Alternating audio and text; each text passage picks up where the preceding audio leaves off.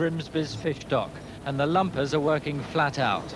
It's a rough, cold job with a quaint old name, and some quaint old working practices, say their employers.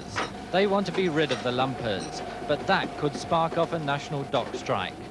The lumpers, like other registered dockers throughout the country, have a job for life, and that's something they won't give up. I don't want them to fire me when they like. I want a job. It would go back to the 20s and 30s where dockers used to have to fight for a job, fight each other for a job. And we don't want ever that to happen again.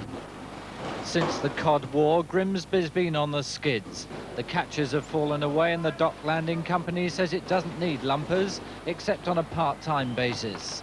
But the dockers' jobs are protected by the National Dock Labour Scheme introduced after the war. They can't be sacked, and that's enshrined in the law. It may seem like a minor dispute involving just a handful of men, but to the Dockers' Union it's a matter of principle. They voted 2-1 for a national strike if the Jobs for Life guarantee is broken anywhere.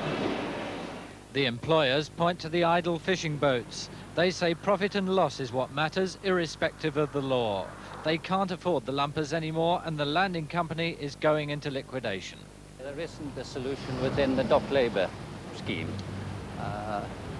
Without that scheme, we could compete with other ports on a reasonable basis. Within the scheme, we can't. The lumpers could be transferred to Grimsby's commercial port next door to the fish dock.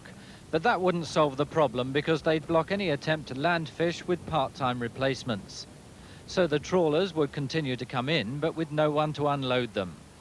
Grimsby's trapped in a legal and industrial... and there's no... It's the first of two